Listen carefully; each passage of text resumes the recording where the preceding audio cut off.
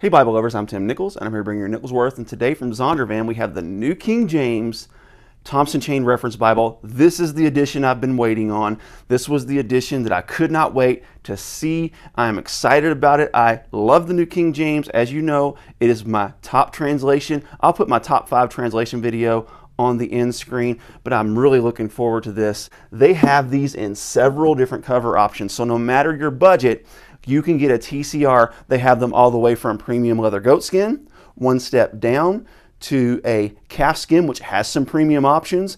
You can also get leather soft, bonded leather, all the way down to hardback, depending on your budget. So let's check this one out. Beautifully, beautifully done. Now this is the King James in calfskin. This is the New King James in their Premier Collection goatskin. Now, one thing that I wish they would have done is I wish they would have set up the spine a little more like they did in the calf. See how they have fewer spine hubs and they have that Thompson chain reference centered in the middle, to where this one's kind of offset. That looks a little weird to me. It's not a big deal, but I will definitely prefer that to be more centered.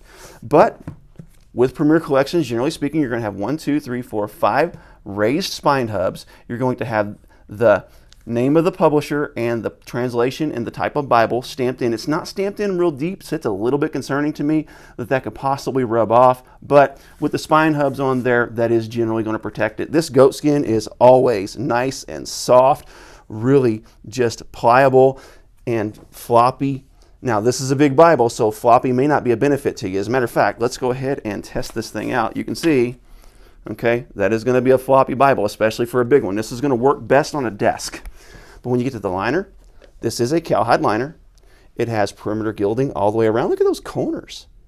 Really good job on the corners, especially for a mass-produced Bible. Really big, thick edge lining to kind of help with a big, thick book. Now with the King James, this is a synthetic liner.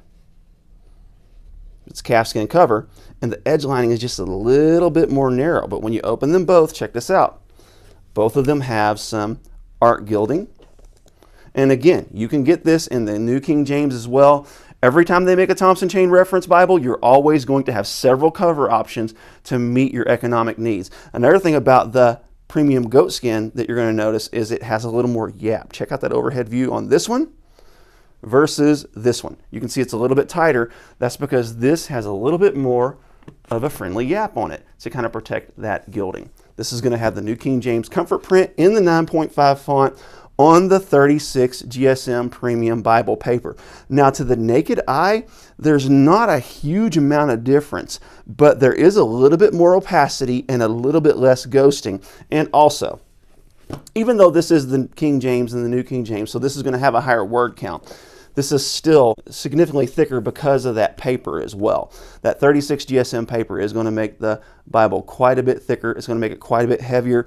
This is just a little over 2 inches wide, just a little over 10 inches tall. Now keep in mind that is also including that yap. So this is a big Bible. It's heavy. It's almost 5 pounds. Once we get into the layout, here is one of my favorite features of this Bible, okay, is going into the New Testament.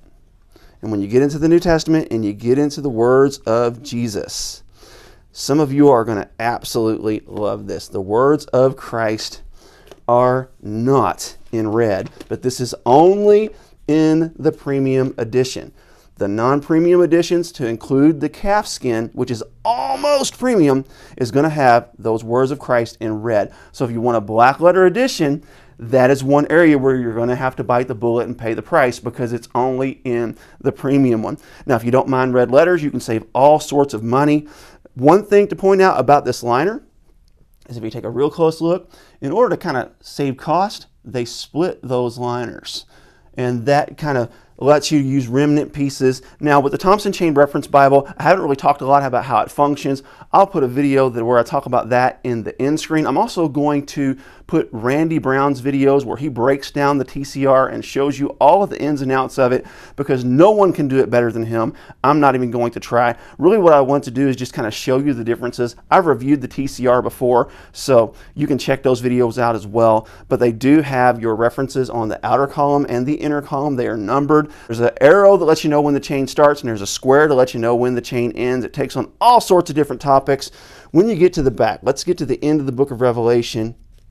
It's going to have like your chapter introductions and all of your write-ups that lead in to the book at the beginning instead of in the back like before in the older editions. But once you get past the book of Revelation, this thing is absolutely loaded with resources. There are some things they did take out. The archaeological supplement is no longer a thing because it was outdated. But here we go. We're at the end of the book of Revelation. Check that out.